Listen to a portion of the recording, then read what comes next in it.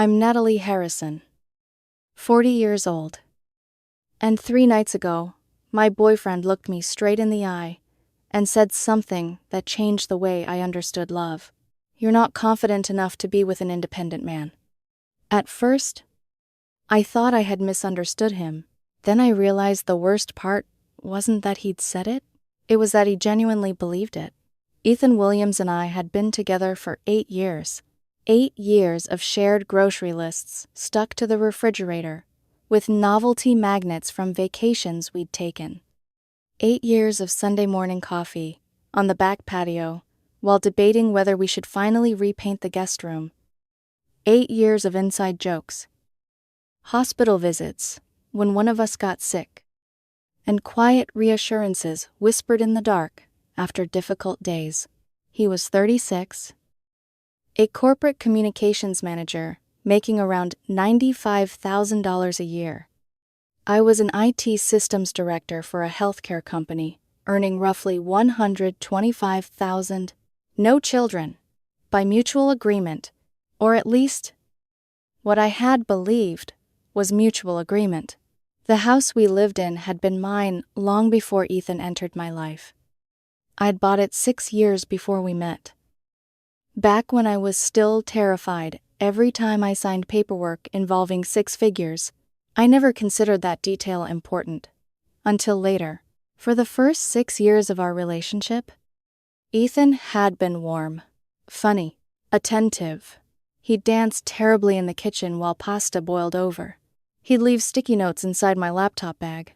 Don't forget lunch. You've got this presentation. Call me if your boss is annoying. Love you. He used to ask about my day. Actually ask, not the automatic. How was work people toss out while scrolling through their phones?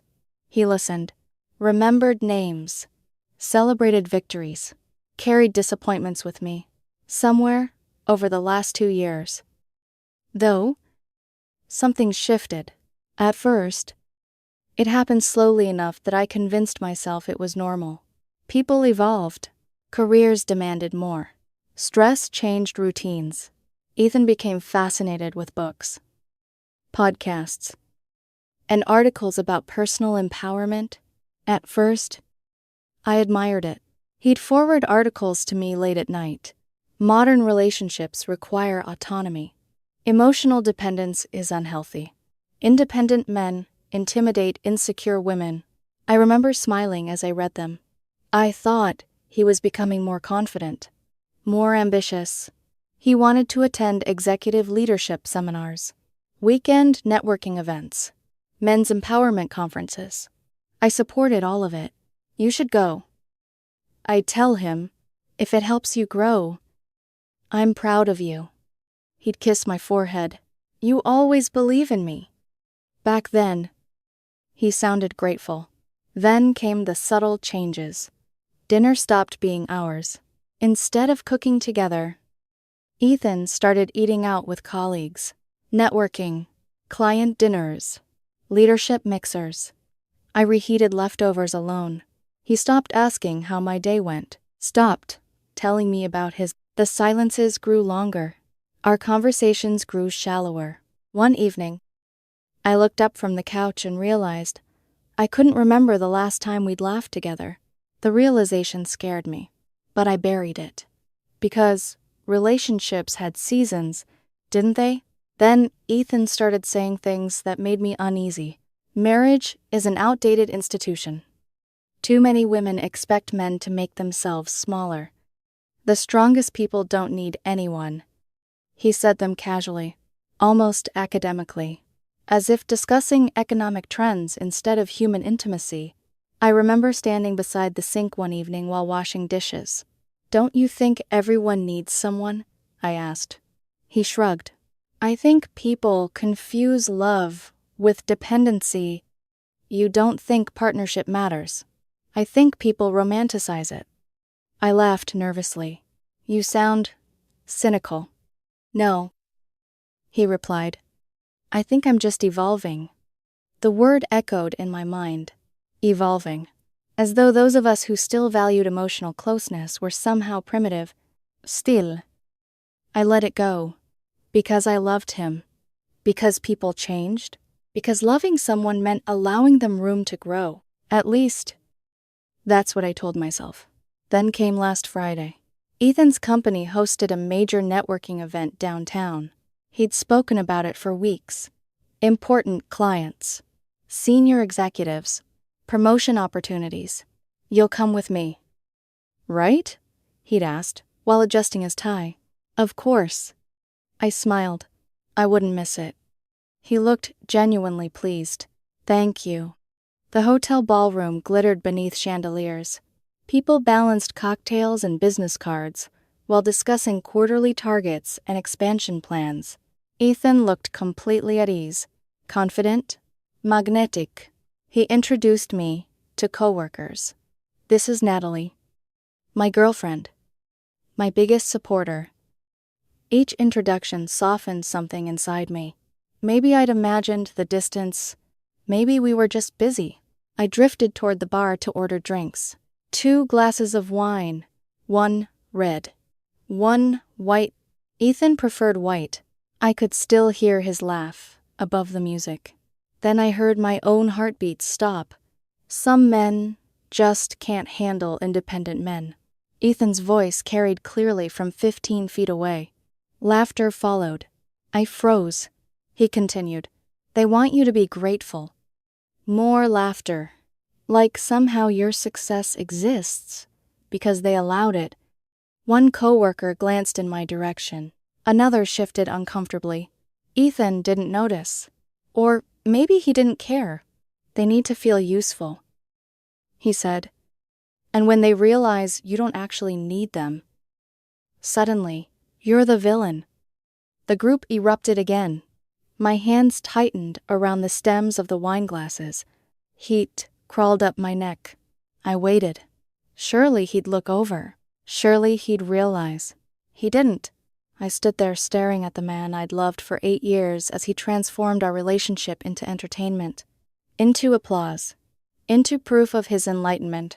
The ballroom suddenly felt too small, too loud. I set both glasses onto the bar, walked toward the exit, and left, outside. Cold air slapped against my face. My hands trembled as I ordered a rideshare. I texted him. Not feeling well. Going home? I didn't trust myself to write anything else. Ethan arrived just before midnight. The front door opened harder than necessary. Natalie. I sat on the couch. He kicked off his shoes. You left. I wasn't feeling well. You embarrassed me. I stared at him. Ethan. He sighed dramatically. Can we not do this tonight? I looked at him. Do what? This? What exactly did I hear tonight? He frowned. What are you talking about? You mocked me. I wasn't talking about you. You were talking about partners who need emotional support. You took it personally. I felt something inside me crack. You don't see how humiliating that was. He rubbed his temples. You're overreacting. I didn't argue. I went upstairs. I barely slept. The next morning, sunlight poured across the kitchen table. I tried again, calmly. I need you to understand why it hurt. He sipped his coffee. It wasn't about you. It doesn't matter. It does. Ethan. Publicly ridiculing your partner crosses a line. He set his mug down. The expression on his face hardened. This is exactly what I'm talking about. I blinked. What? You're not confident enough to be with an independent man. Silence. You need constant reassurance. He leaned back. You need to feel needed. I stared at him. But I don't need you financially. I don't need you practically. And if you can't handle that reality without feeling threatened? His voice remained frighteningly calm. Maybe you're not cut out for a modern relationship. I couldn't breathe. 8 years. 8 years condensed into one devastating revelation. I had never needed Ethan to rely on me. I had wanted him to choose me. There was a difference. Finally, I whispered. You're right. His shoulders relaxed. As if he'd won. As if I'd finally understood I think I need to rethink what love actually means. A satisfied smile touched his lips. I think that's healthy. He stood. I'm going to shower. I remained alone at the kitchen table long after the bathroom door closed upstairs. The coffee in front of me turned cold. I thought about who we'd been, who we'd become, and whether I'd been grieving the relationship long before I'd admitted it to myself. Ethan believed I was reconsidering my perspective, that I was embracing his version of independence. He'd been almost cheerful these last 3 days. Lighter, hopeful. He thought silence meant surrender. He had no idea what I was actually rethinking, because, for the first time in 2 years, I wasn't asking how to save our relationship. I was asking myself whether it had already ended. Monday morning. I called in sick for the first time in nearly 3 years. My team thought I was finally taking a mental health day after the system migration we'd just completed. I let them believe it. I drove across town to a brick office building with frosted glass doors and a brass plaque that read, Rebecca Chen, family law attorney. I sat in my car for almost 10 minutes before going inside. 8 years. People didn't walk away from 8 years because of one argument. Except, it wasn't one argument. It was death, by 1,000 small dismissals. The loneliness at dinner, the articles about emotional dependence, the way Ethan had stopped seeing partnership as something valuable, the laughter in that ballroom, the look on his face when he told me I wasn't confident enough to be with an independent man. I wasn't there because I wanted revenge. I was there because I needed clarity. Rebecca Chen turned out to be exactly the kind of attorney I'd hoped for. Mid-50s. Elegant. Sharp-eyed. No nonsense. She listened without interrupting, while I explained everything. The public humiliation, the gradual changes, the separate finances, the house. When I finished speaking, she closed her legal pad and folded her hands. Let's start with the practical questions. I nodded. The house. I bought it 6 years before Ethan and I got together. Whose name is on the deed? Mine. The mortgage? Mine. When was it paid off? Before he moved in. She scribbled notes. Children? No. Joint accounts? No. Shared investments? We've always kept finances separate. Any significant assets purchased together? No. Rebecca finally looked up. You may not realize this, Natalie, but legally speaking, this is one of the cleanest divorce cases I've seen. The word divorce still made my stomach twist. Even hearing someone else say it felt surreal. You mean... the house remains yours. She said it plainly. It was premarital property. No children. Separate finances. Comparable incomes. I stared at her. So that's it. In theory, she capped her pen. Real life is rarely that simple. I looked down at my hands. Ethan keeps referring to it as our house. Rebecca nodded, emotionally. It was your shared home. She paused. Legally. However, it belongs to you. That distinction landed heavily. Our relationship wasn't always like this. I know. Her voice softened slightly. They never are. I swallowed. Do people change this much? Rebecca leaned back in her chair. Sometimes. Sometimes, they simply reveal who they've become. Then she asked quietly, has Ethan ever expressed expectations about what he'd receive if the relationship ended? I thought about it. Not directly.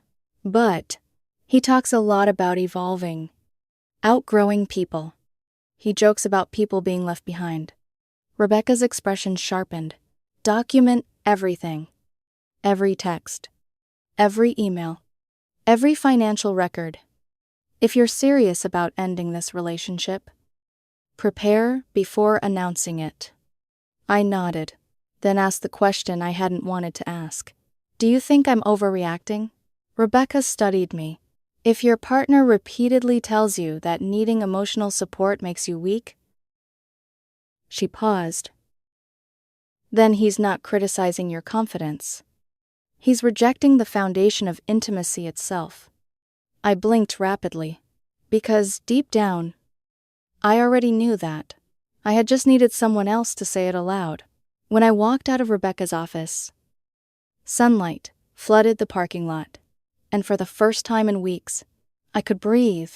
On the drive home, memories replayed differently. Things I'd excused suddenly looked suspicious.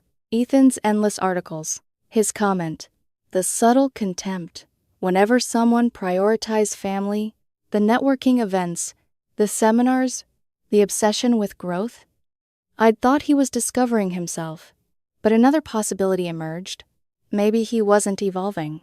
Maybe he was preparing to leave, creating a story in which he wasn't abandoning a loving relationship. He was transcending one. If independence became virtue, then walking away became courage. If I represented insecurity, then hurting me became necessary. The realization made my skin crawl. By Tuesday morning, I stopped asking myself whether I was imagining things. I started making plans. One detail kept resurfacing: Patricia Williams, Ethan's mother, 68 years old, widowed, living alone since Ethan's father passed away 4 years earlier. Patricia wasn't destitute, but she'd been struggling. I knew it, because I'd listened. I'd heard her worry about rising costs, property taxes, prescription expenses, fixed income limitations. I also remembered Ethan's responses. Mom needs to learn budgeting. I can't enable dependence. People need accountability. At the time, I'd admired what sounded like practicality. Now I heard something colder. I called Patricia Tuesday evening. Natalie. She sounded surprised. Hi. Sweetheart. Hi. Patricia. I hesitated. I wanted to ask you something. Of course. Would you ever consider renting a room here? Silence. What? The guest room. I had it furnished years ago. You'd have your own bathroom. Affordable rent. Month to month. You'd help with expenses. It wouldn't be charity. She sounded stunned. Oh. Honey. You don't have to. It's a business arrangement. That wasn't entirely true, but it wasn't entirely false either. Patricia hesitated. I don't want to interfere. I stared out my kitchen window. You wouldn't. Another pause. Then quietly. Are you and Ethan okay? I closed my eyes. No. She exhaled softly. I'm sorry. By Wednesday evening, Patricia sat across from me at the dining room table reviewing paperwork. A legitimate lease agreement. Everything documented. Everything legal. First month's rent. $400. Roughly 1/3 of market value. Below average, properly explained. Rebecca had approved it. When Patricia signed the lease, her hands trembled. I never thought I'd be doing this, at my age. You deserve stability. Her eyes glistened. You've always been kind to me. I smiled weakly. I wish kindness had been enough. Thursday morning. Patricia moved in. The guest room transformed quickly. Fresh linens, books stacked neatly beside the bed. Family, photographs. A knitted throw blanket folded carefully across the chair. The house felt different. Warmer. Almost peaceful. Ethan wasn't due back from Seattle until Friday afternoon. He'd been attending a leadership conference. At least, that's what he'd called it. At 4 o'clock Thursday. My phone buzzed. Flight changed. Landing early. Can you pick me up? I stared at the message. Then typed back. In meetings. Take a ride share. Home around 6:30. Thanks. No heart emoji. No smile. Nothing. At 6:28. I heard the front door open. Then silence. Followed by confusion. Then another voice. Patricia's. Oh. Sweetheart. You're home early. Several seconds passed. Then Ethan's voice echoed through the house. What are you doing here? I stood from my office chair, walked downstairs. Ethan stood frozen in the kitchen. Suitcase beside him. Patricia was unpacking groceries. His eyes darted between us. Natalie. His voice sounded dangerously controlled. Why is my mother in our house? I met his stare. She's renting the guest room. Silence. What? I converted the spare room into a legal rental arrangement. You rented my meditation room. I blinked. The room he'd used twice. The room filled mostly with unopened self-help journals and decorative candles. Patricia signed a lease Wednesday. His face cycled through disbelief, confusion. Inga, what the hell are you talking about? Patricia stepped forward. Honey. Natalie offered. I'm talking to my girlfriend. The sharpness in his tone made Patricia shrink back. He turned toward me. You can't do this. I did. You rented out our house without discussing it. The words settled between us. I looked directly at him. It's my house. His eyes widened. What? I purchased it before we met. It's legally mine. His expression darkened. You've never said that before. I never thought I had to. He laughed once, disbelieving. You're being vindictive. No. I held his gaze. I'm being independent. The silence that followed was deafening. You've spent 2 years explaining the importance of autonomy. I kept my voice calm. You've told me repeatedly that adults shouldn't enable dependence. Your mother needed affordable housing. You didn't want to help. I had space. Patricia looked horrified. Natalie. I continued. You've also said people should support one another freely. So that's what I'm doing. Ethan opened his mouth, closed it, opened it again. You knew this would upset me. I suspected. You did this to punish me? No. I shook my head. I made a decision regarding my own property. The same way you said adults should. His cheeks flushed red. You've lost your mind. No. I whispered. I think I've finally found it. He grabbed his phone. I'm calling someone. He stormed upstairs. Seconds later, footsteps paced above us.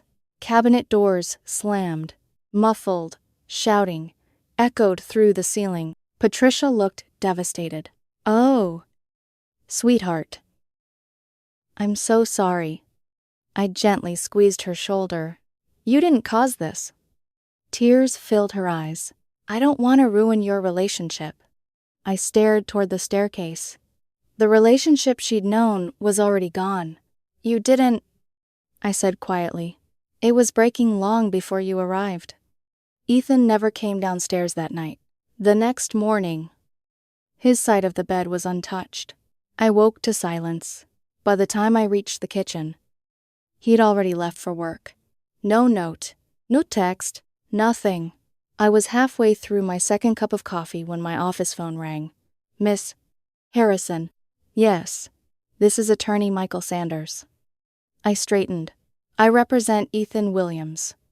My pulse slowed instead of quickening. Funny how clarity changes fear. I see. My client has concerns regarding the hostile living environment you've created. I looked toward the guest room. Patricia was humming softly while watering a houseplant.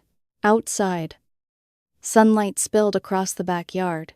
Inside, a war had officially begun, and for the first time since that ballroom humiliation, I wasn't afraid of it. 3 days later, our house no longer felt like a home. It felt like neutral territory in a war. Neither of us had imagined we'd be fighting. Ethan stayed mostly upstairs. I slept in my home office downstairs. Patricia moved through the house like an apology. Speaking softly and trying not to take up space, she had every legal right to occupy. Sometimes I'd catch her washing dishes that weren't hers, or folding towels she'd already folded once before. As if usefulness might somehow justify her existence. It broke my heart. You don't have to do that, I told her one evening. She looked embarrassed. I know. Then she hesitated. I just don't want Ethan thinking I'm choosing sides. I offered her a small smile. You don't have to earn your place here. Her eyes watered. You've always been kinder than you realize. Nathalie. I wasn't sure that was true. I didn't feel kind. I felt exhausted, angry, grieving, but beneath all of it, I also felt something unfamiliar, steady. The panic that had consumed me after the networking event had slowly begun to disappear. Clarity had taken its place. On Monday morning, Rebecca called. Mediation has been scheduled. That fast, Ethan's attorney pushed for expedited proceedings. I leaned back in my chair. Why? Rebecca was quiet for a moment. Usually, when someone wants to settle quickly, it's because they're afraid of what prolonged discovery might uncover. My stomach tightened. What do you think Ethan's hiding? I don't speculate, she replied, but I pay attention. The mediation took place 2 days later. The conference room was colder than I expected. Artificial lighting, muted artwork, a long polished table, dividing lives into categories: assets, debts, property, future obligations. I arrived with Rebecca. Ethan walked in 5 minutes later. For a second, I barely recognized him. His navy suit was immaculate, his hair perfectly styled, every inch of him carefully assembled. Armor. He didn't look at me, didn't even acknowledge my presence. Michael Sanders, his attorney, offered a professional smile. The mediator began with practice neutrality. The purpose of mediation is resolution. We are not here to assign moral blame. We are here to negotiate practical outcomes. Michael stood first. He launched into his presentation with surprising aggression. My client has experienced ongoing emotional distress as a result of Ms. Harrison's actions. I remained silent. He continued. She deliberately created a hostile environment. She brought in an outside party, without consultation. She has attempted to alienate Mr. Prusa Williams from his own residence. The words sounded almost absurd, yet Ethan sat there, allowing them to be spoken, allowing himself to become the victim of a story he'd helped create. Our position, Michael continued, is that despite title ownership, this residence functioned as the couple's shared home for 8 years. Ethan contributed emotionally and financially to the household. He has a reasonable expectation of continued occupancy. Rebecca waited patiently until he finished. Then she opened the first folder, Folder 1. Her voice remained calm. Property records. She slid documents toward the mediator. The residence was purchased solely by Ms. Harrison 6 years prior to the relationship. Mortgage held exclusively in her name. Mortgage fully satisfied before Mr. Perrin. Williams moved into the property.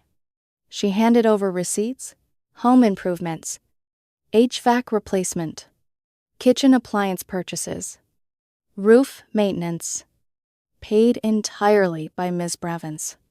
Harrison. Michael's expression tightened. The mediator reviewed the paperwork. Understood. Rebecca opened the second folder. Folder 2. Patricia Williams's lease agreement. A copy of the signed lease appeared before everyone. Legal. Documented. Below market value, due to family consideration. Reviewed for compliance. The mediator nodded. No concerns here. I watched Ethan's jaw flex. Michael shifted. My client still believes the environment has become untenable. Rebecca looked directly at him. Then perhaps we should discuss why. She opened the third folder. I hadn't seen its contents before. Folder 3. Printed emails.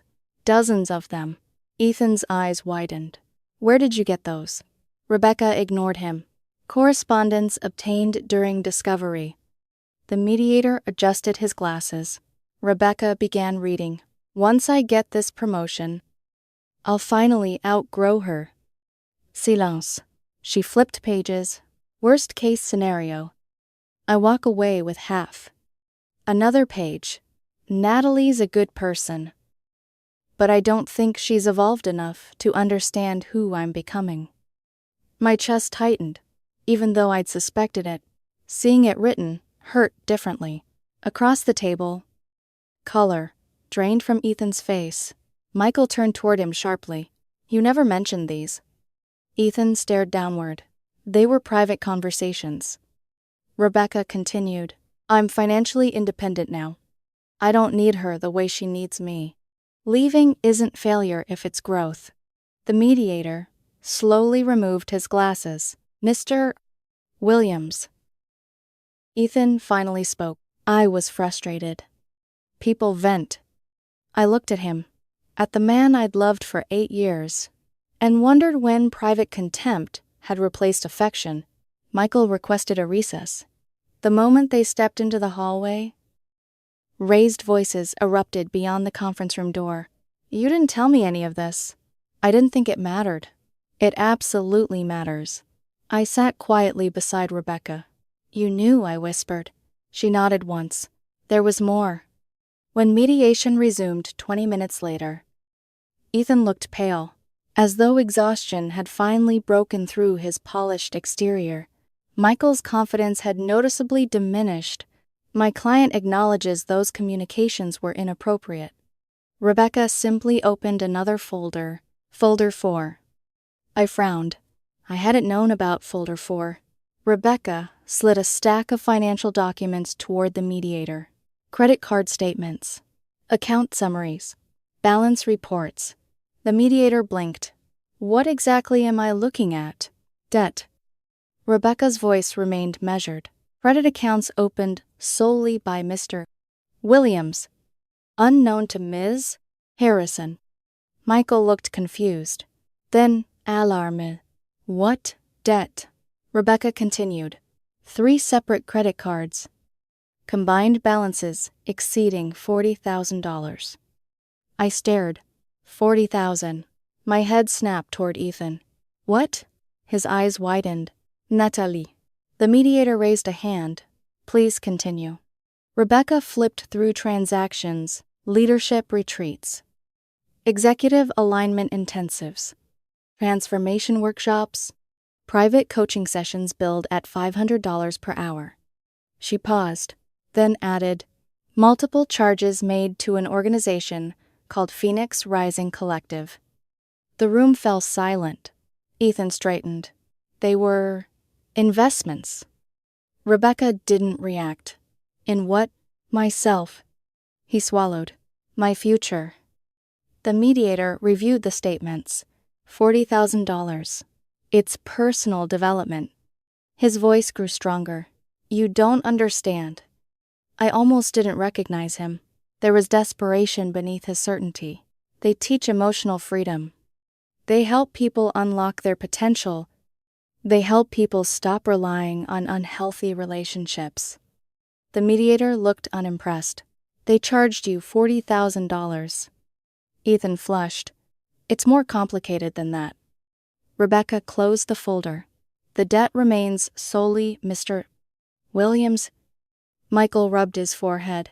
The fight had left him. Settlement discussions resumed. Without theatrics. Without outrage. Just facts. No claim to the house. No alimony. No shared retirement assets. Separate vehicles. Separate accounts. Separate debts. 8 years reduced to signatures and check boxes. Then Ethan spoke. What about my mother? Everyone looked at him. Michael frowned. What about her? Ethan looked directly at me for the first time that day. She can't stay there. I stared back. Why? It's humiliating. How? Because people know. My voice softened. Patricia needed help. You refused to give it. She isn't a burden. He looked wounded. You did this to punish me. I held his gaze. No. I gave your mother what her own son wouldn't. Silence settled over the conference room. Ethan's eyes glistened with something I couldn't identify. Anger, shame, regret. Perhaps all three. By the time mediation ended, the settlement was nearly complete. Final papers would be drafted. A judge's approval would finalize everything. Outside the courthouse, Ethan walked several feet ahead, Michael beside him. I watched him pause beside his car. For a brief second, his shoulders sagged. The confident man from the ballroom disappeared, leaving behind someone tired, someone frightened, someone I no longer knew.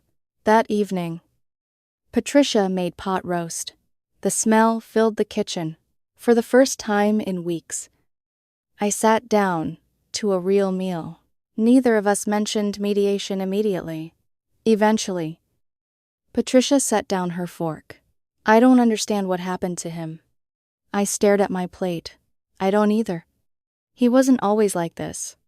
I know, and I meant it, because the Ethan I'd fallen in love with would never have laughed at my pain, would never have planned an exit while pretending everything was fine, would never have reduced love to usefulness. Later that night, unable to sleep, I sat in my office and searched the name I'd seen repeatedly throughout Folder 4. Phoenix Rising Collective. Page after page appeared. Empowerment retreats, leadership breakthroughs, abundance coaching, testimonials about cutting off people who limited your growth, expensive packages, exclusive memberships. The deeper I searched, the colder I felt, because beneath the polished language, another pattern emerged: isolation, dependency, disguised as independence, shame, disguised as empowerment. People encouraged to abandon anyone who questioned the program, people spending thousands chasing transformation that never arrived. I leaned back slowly, staring at the screen. Maybe Ethan hadn't simply changed. Maybe someone had found his insecurities and taught him to worship them. The divorce papers would be signed next week. Everything was almost over. But as I closed my laptop that night, one question refused to leave me. If Phoenix Rising had convinced Ethan to throw away our relationship, what would happen when it finally took everything else? 2. The divorce papers were signed on a Thursday morning. It rained the entire drive to the courthouse, the kind of steady spring rain that blurred traffic lights and softened the edges of buildings. 8 years. Reduced to initials on designated lines. Sign here. Date there. Review this section. A judge would finalize everything the following week. But for all practical purposes, it was over. Natalie Harrison and Ethan Williams were no longer building a future together. We were dismantling one. I expected to feel triumphant, vindicated, relieved.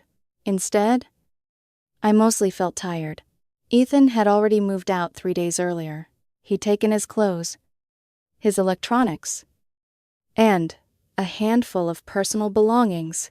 He left behind books, coffee mugs, a sweatshirt I'd stolen years ago because it smelled like him. Tiny remnants of a life neither of us knew how to save. Patricia remained, legally, comfortably. She'd established routines: book club on Tuesdays, volunteering at the library on Thursdays, morning walks with Mrs. Donnelly from 2 houses down. She'd somehow become part of the neighborhood in ways Ethan never had. The backyard, once neglected, now held the beginnings of a vegetable garden: tomatoes, basil, peppers. Life continuing. I worked from home the next afternoon. The sound of rain tapping softly against the windows accompanied the steady rhythm of emails and system reports. At exactly 12:17, the doorbell rang. I frowned. Patricia had gone to lunch with friends. I wasn't expecting anyone. When I opened the front door, my breath caught.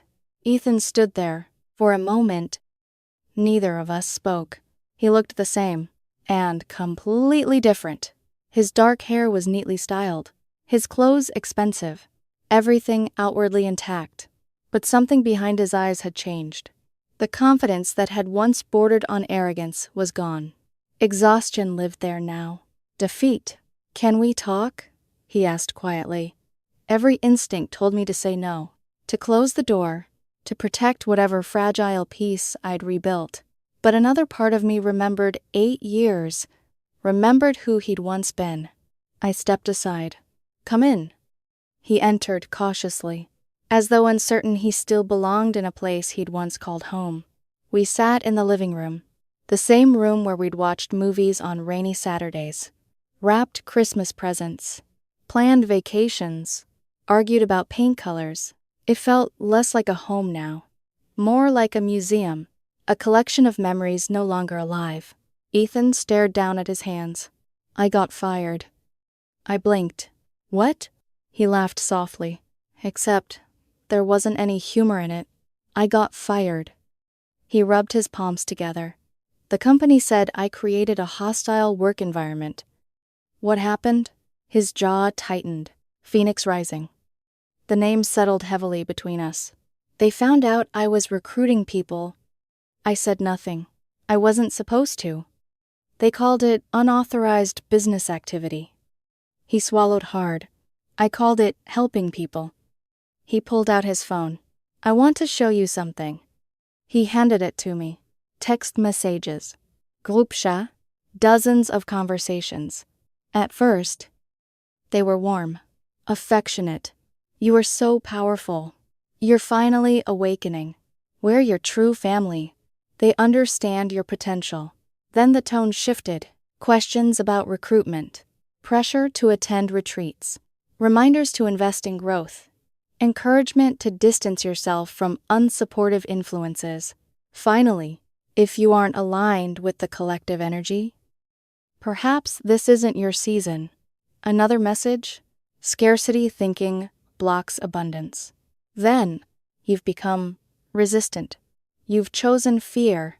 The final exchange came after Ethan lost his job. No replies. No concern. Blocked. Everywhere. "The people I called brothers?" He whispered. "They won't answer my calls." I looked at him. "You gave them money?" He nodded. I counted. He let out a shaky breath. $25,000. I stared. "What?" "Retreats. Coaching. Investment opportunities. Leadership intensives. Private mentoring." He laughed again. Still no humor. There was never anything there. No certification.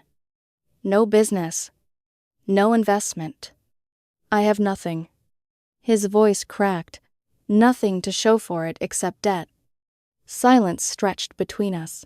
Part of me wanted satisfaction. The part that remembered standing alone in that ballroom. The part that remembered being called insecure. But another part saw something else. A man sitting across from me whose entire identity had collapsed. Someone manipulated. Someone who had made terrible choices. Someone grieving the realization that he'd helped destroy his own life. "I'm not here for money," Ethan said quickly. "I know we're done. I know I ruined that." He looked up at me. "I just needed you to know." His eyes filled with tears. "You were right." I blinked. "What?" "They sold me a story." He wiped at his face angrily. "They convinced me that needing people meant weakness, that partnership was dependence, that love required sacrifice of identity. They found every insecurity I had and turned it into a business model." I remembered Rebecca's words. Sometimes they reveal who they've become, but perhaps people could become lost. "Too, they targeted you," I said softly. "They targeted people who wanted certainty." Ethan nodded. "They made me feel special. They told me I was evolving. They praised me every time I distanced myself from people who questioned them." He looked at me. "Especially you." My chest tightened. "You humiliated me." His face crumpled. "I know. I humiliated myself. Tears slipped down his cheeks. Real tears. Not defensive anger. Not wounded pride. Grief. I spent 2 years pushing away the person who loved me most. He pressed his hands against his eyes. And for what? So strangers could applaud me while taking my money? I stood quietly, walked into the kitchen, made coffee. When I returned, he accepted the mug with trembling hands. Thank you.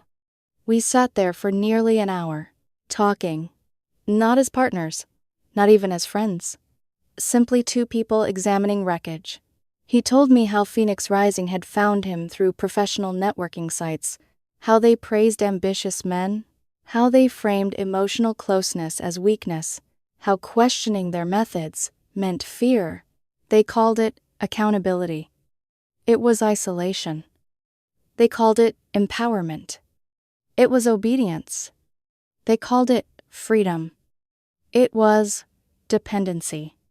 When silence settled between us again, I finally spoke. Patricia's doing well. A small smile appeared through his tears.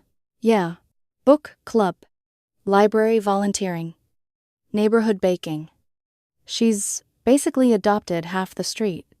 His laugh sounded genuine for the first time. That sounds like her. I hesitated.